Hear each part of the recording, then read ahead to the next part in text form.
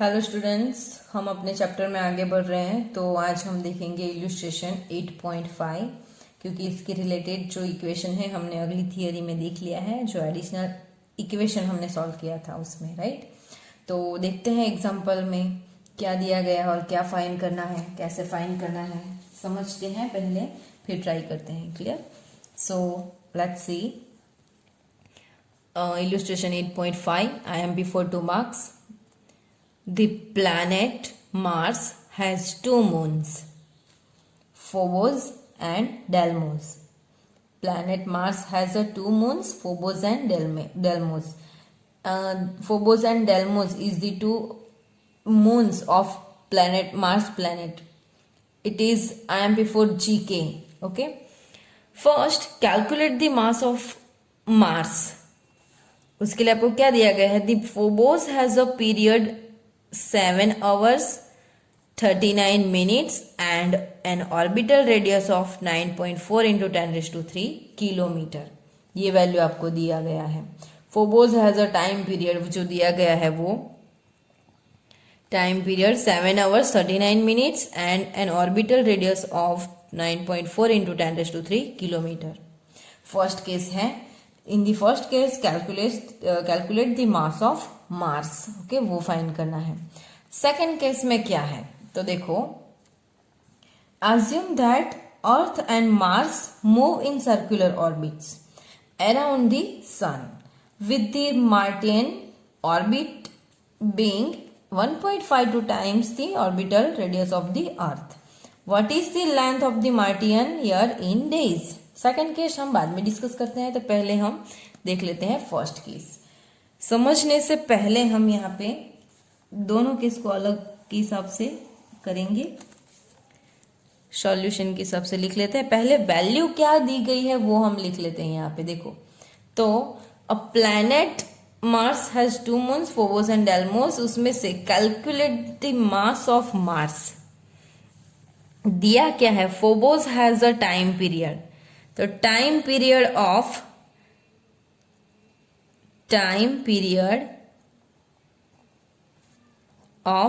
Phobos, Phobos कहीं है, Phobos T is equal क्या दिया गया है? 7 hours 39 minutes दिया गया है। ओके, चलो इसको हमें कन्वर्ट करना होगा सेकंड में। कैसे मिलेगा वो हम देखते हैं। क्यों सेकंड में ही करना है? तो यहाँ पे देखो, रेडियस आपको क्या दी गई है? फोबोस की रेडियस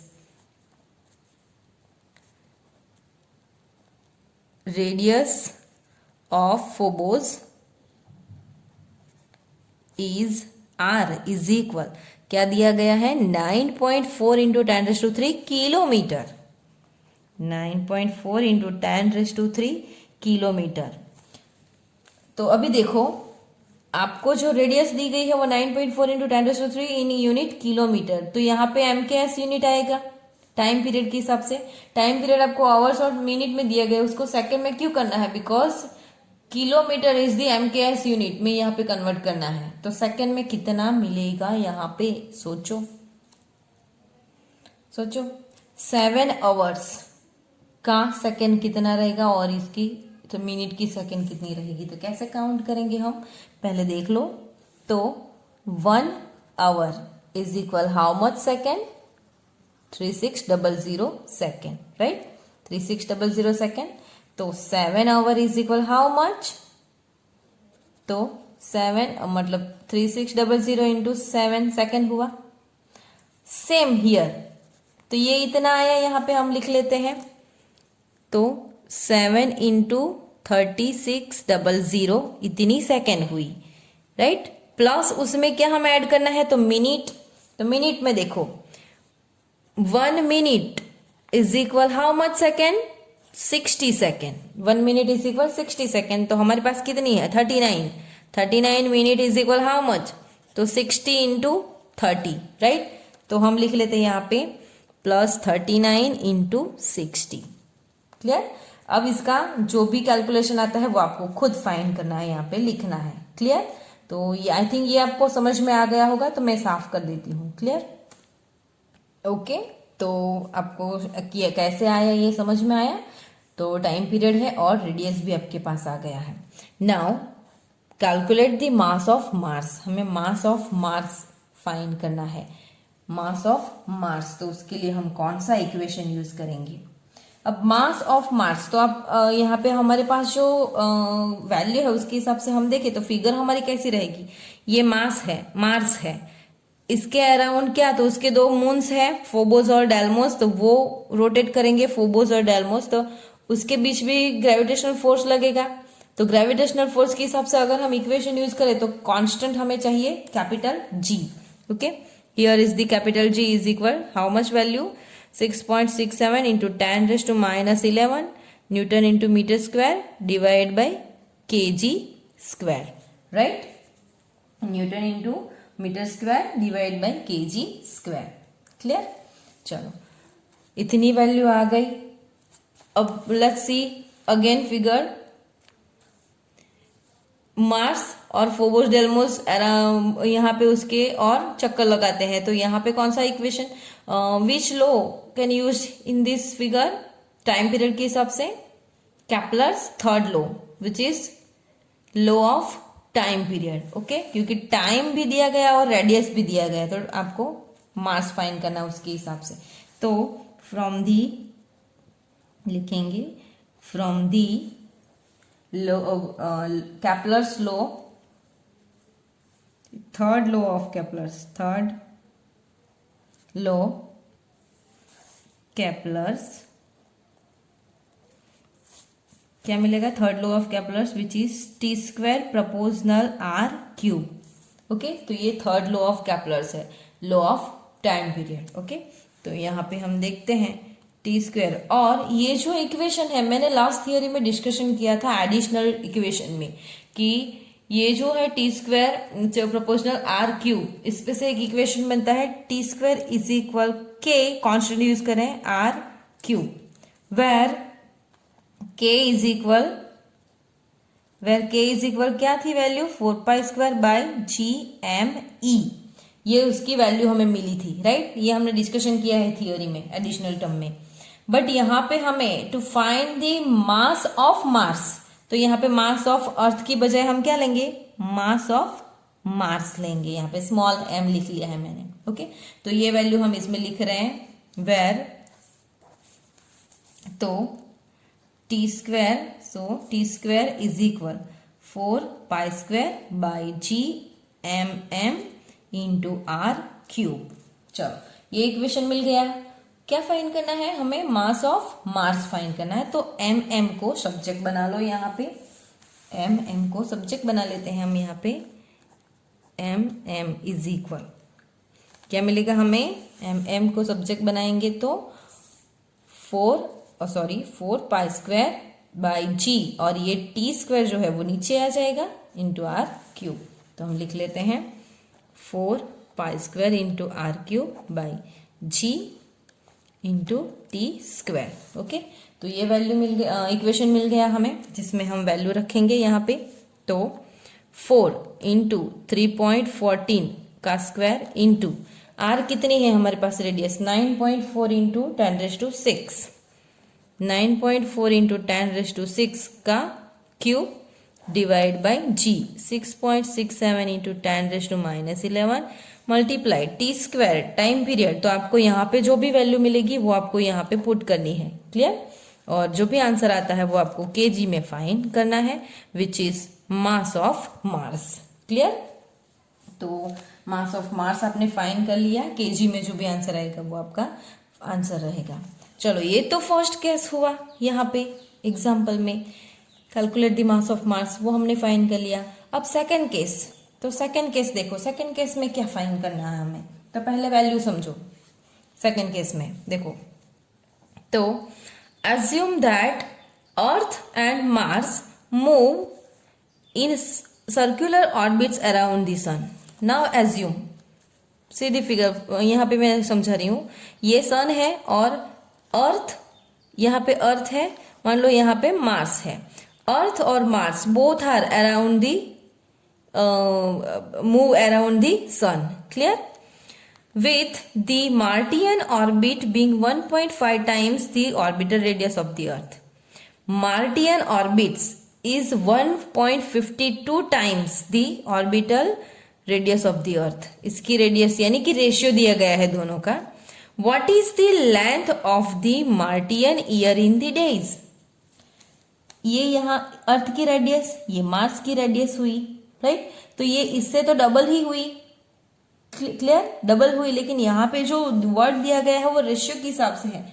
ओके, तो देखो व्हाट क्या फाइंड क्या करना है सेकेंड केस में. What is the length of the Martian year in days.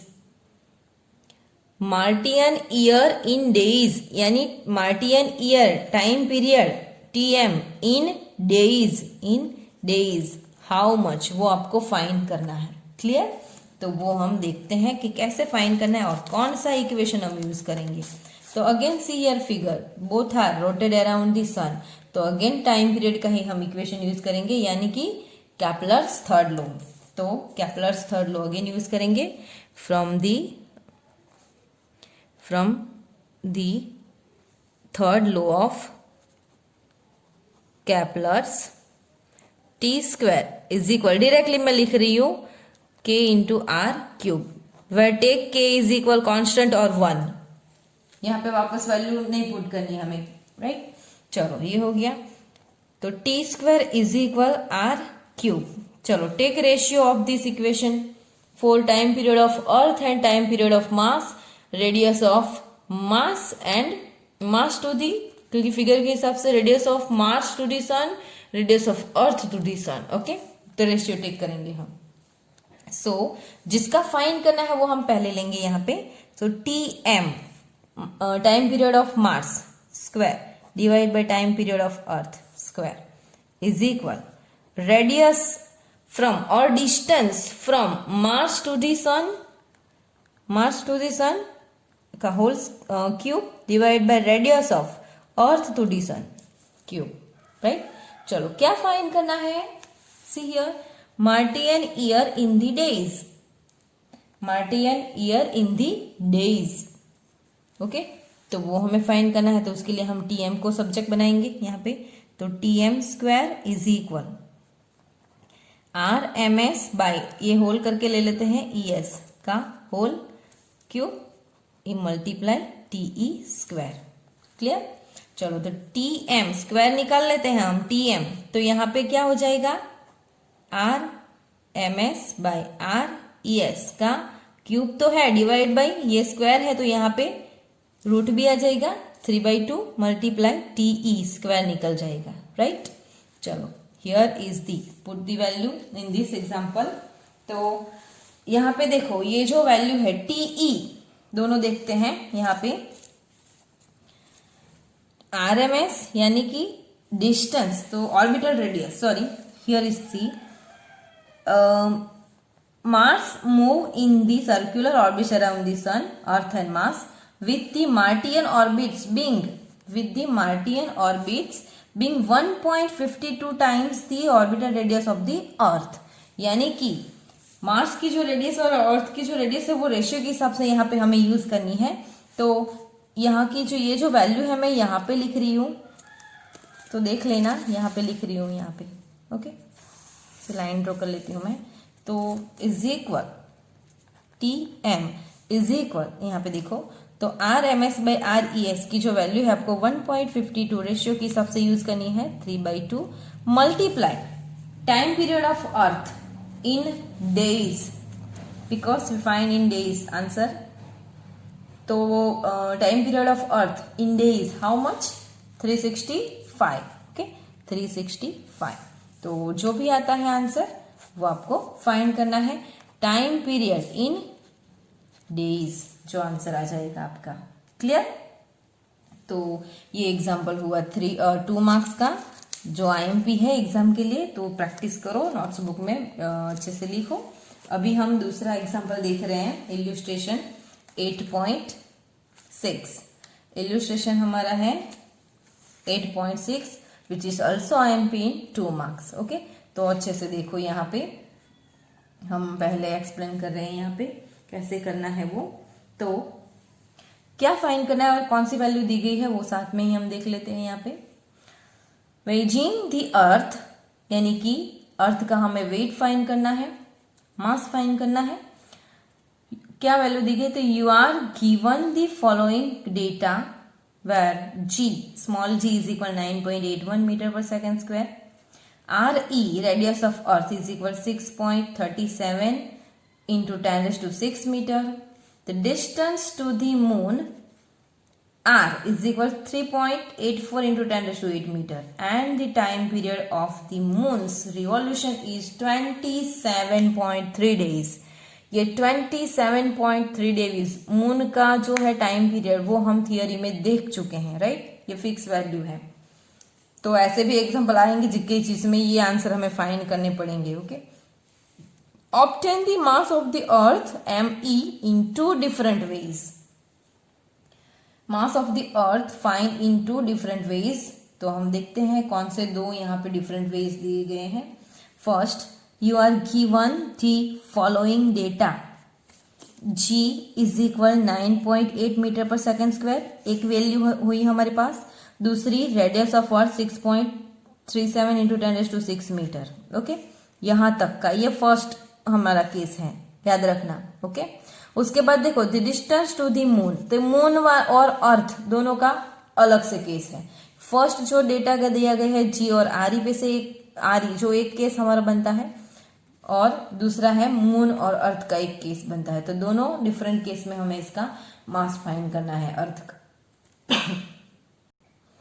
Clear. तो दोनों गिवन वैल्यू के हिसाब से हम यहाँ पे काउंट करने की ट्राई करते हैं। इसको सेपरेट बना लेते हैं first case and second case के लिए।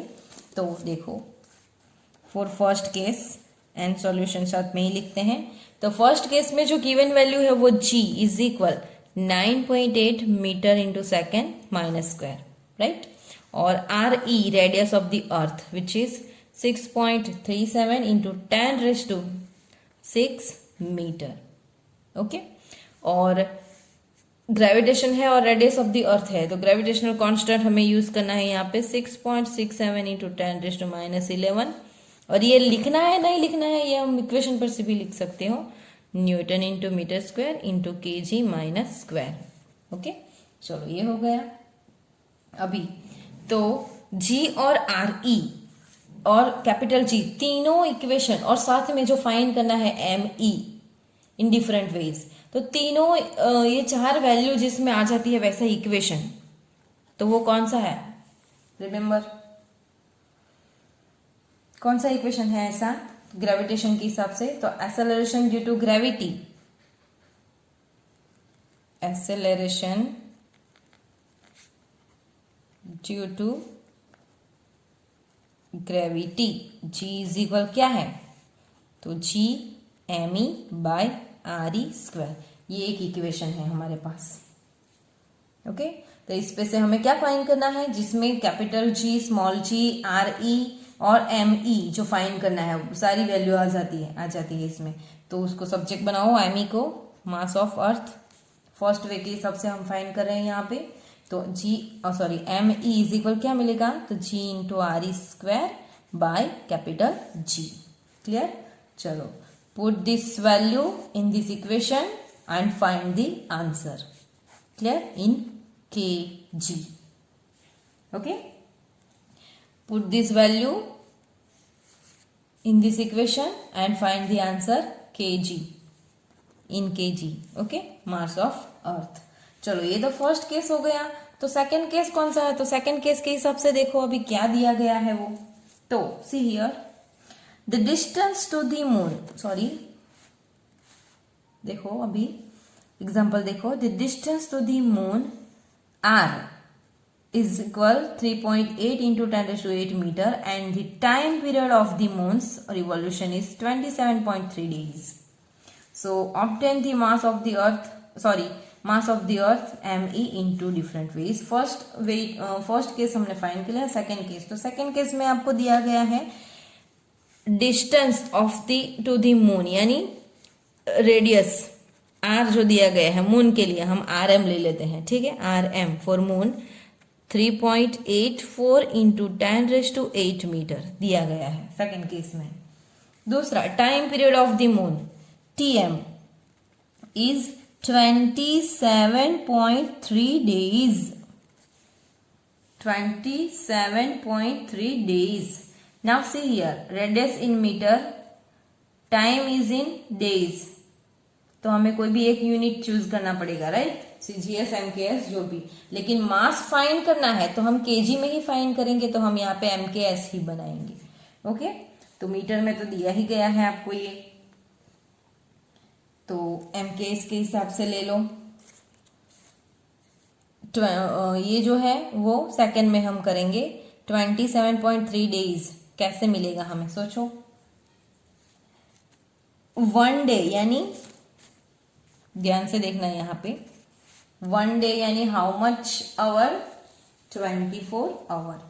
Okay, 1 day DAY, 1 day is equal 24 hour. तो हमारे पास कितने हैं, 27.3 days is equal how much, तो 24 मल्टीप्लाई 27.3, इतने आवर हुए, राइट?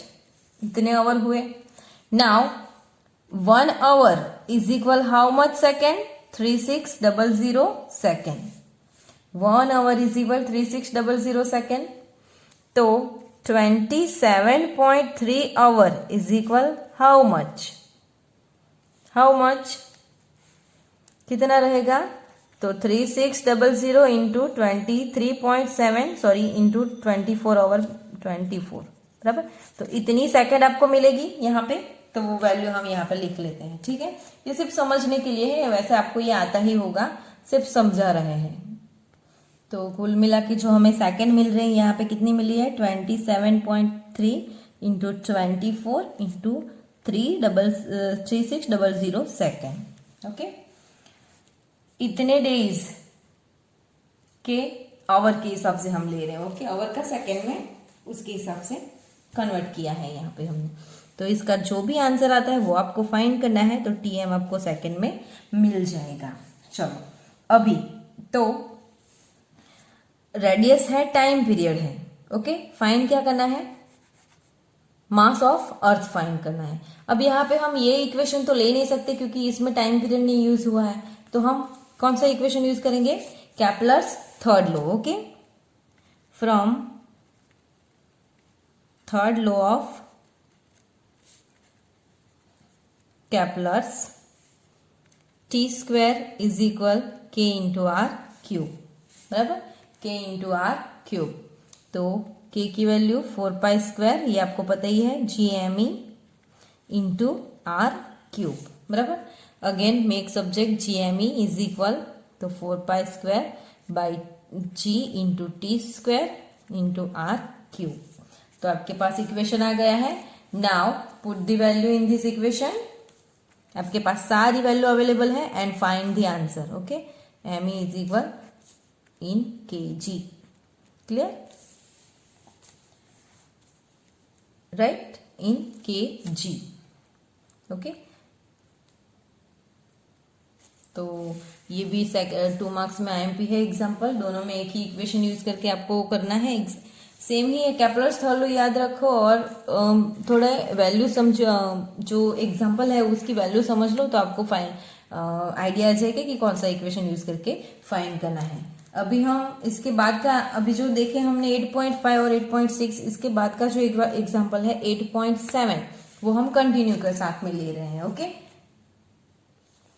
तो यहाँ पे देखो इल्यूस्ट्रेशन 8.7, वो भी 2 मार्क्स में IMP है और ये एग्जाम के लिए बहुत IMP है. देखो, express the constant K, equation 3.38 in days and kilometers. Express the constant K in equation 3.38 in days and kilometer. यानी कि इक्वेशन नंबर 3.38 जो है मैंने यहाँ पे लिख लिया है, 3.38 T² is equal K in bracket RE plus H cube. ये जो इक्वेशन है उसमें हमें K की जो वैल्यू है वो डेज एंड किलोमीटर में फाइंड करनी है. क्या, यानी यूनिट ट्रांसफॉर्म करना है यहाँ पे हमें. कन्वर्सेशन करना है। Given k is equal 10⁻13 second square into metre minus cube. यहाँ पे देखो सेकेंड का डेज में करना है और मीटर का किलोमीटर में करना है। द मून इज, तो ये फर्स्ट केस हो गया, यहाँ पे k का फाइन करना है। सेकेंड देखो इसमें the moon is at a distance of 3.84 into 10⁻³ kilometre from the Earth. अब ये मून और अर्थ का रिलेशन आ गया। फर्स्ट केस में k फाइन करना है in days and kilometre, second case में मून के रिलेटेड अर्थ का दिया गया, फाइन क्या करना है देखते हैं। Obtain its time period of the revolution in days, किसका, मून का।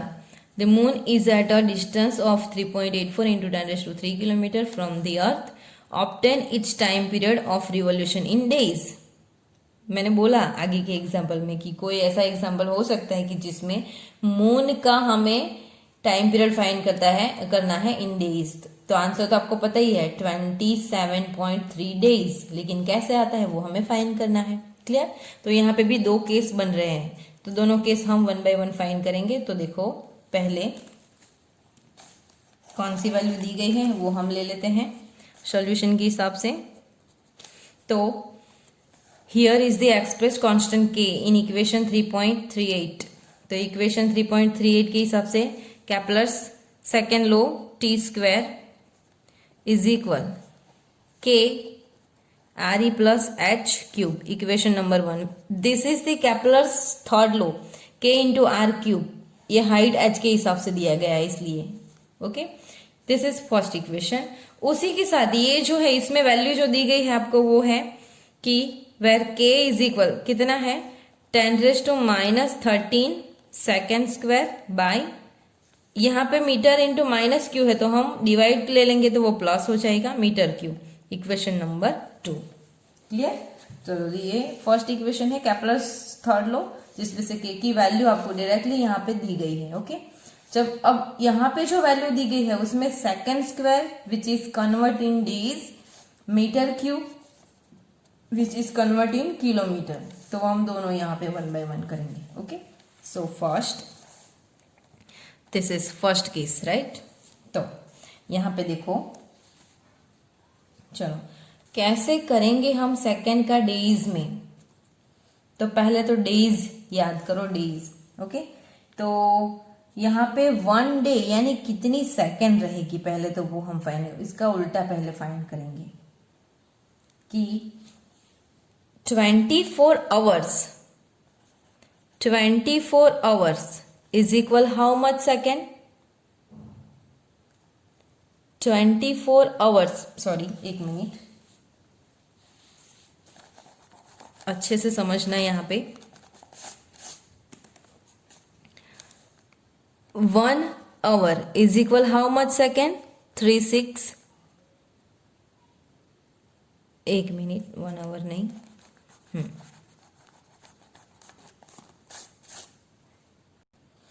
देखो यहाँ पे कि 1 our is equal how much second.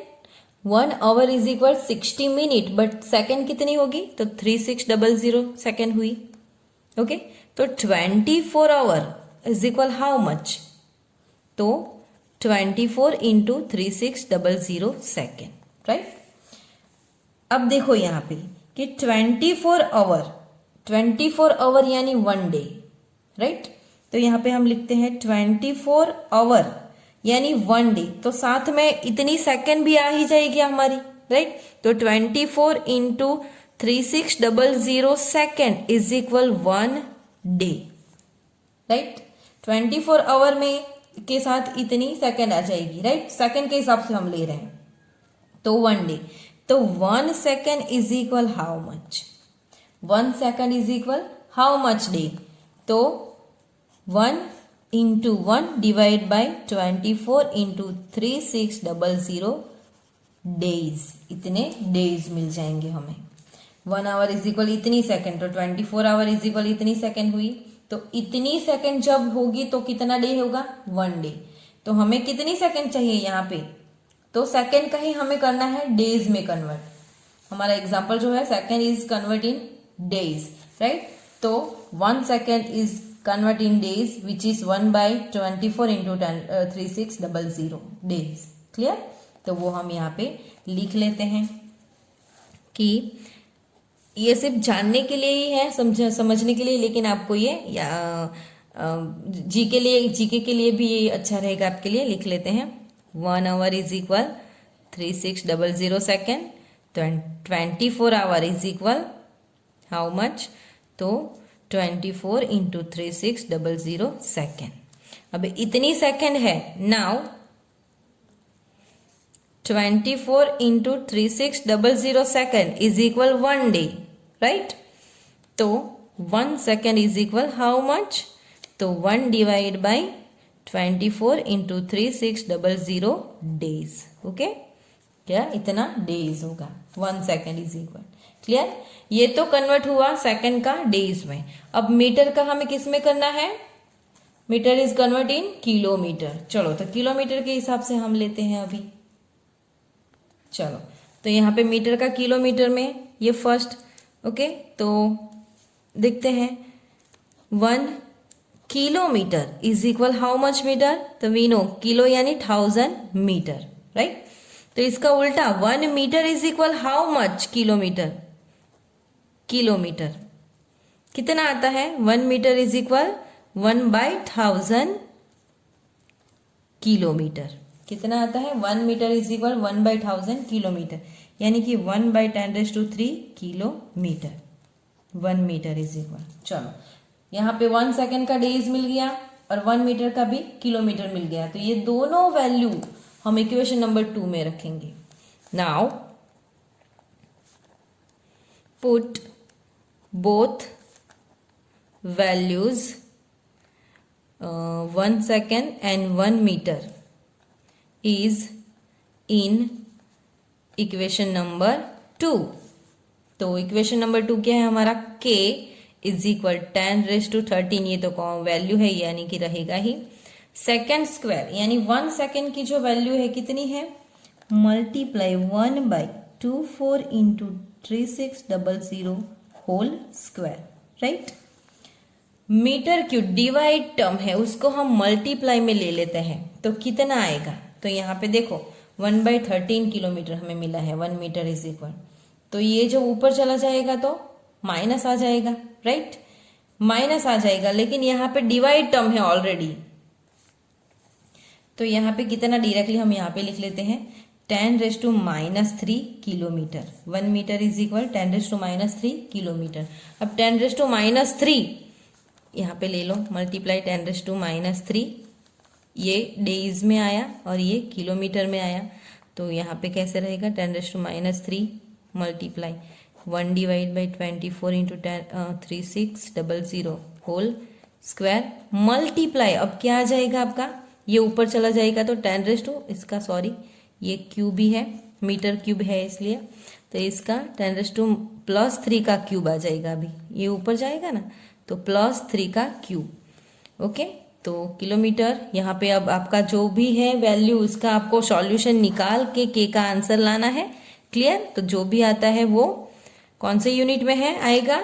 Metre का सेकंड का कन्वर्ट होगा डेज में, और days divide by kilometre. Okay, days divide by kilometre में आपको ये आंसर मिलेगा. डेज का वो भी क्या है? स्क्वायर. ओके, और किलोमीटर का भी क्या रहेगा? क्यूब. तो इतने यूनिट में आपको लाना है ये आंसर. आपके पास वैल्यू है, अब कैलकुलेशन ही करना है. क्लियर? दूसरा, ये तो सिर्फ फर्स्ट केस हुआ हमारा यहां तक का. अब मून और अर्थ का रिलेशन है, तो वो देखो हम हमारा जो सेकंड केस है वो हम यहाँ पे लिख रहे हैं. सेकंड केस, तो see here the moon is at a distance from 3.84 into 10⁻³ kilometre from the earth.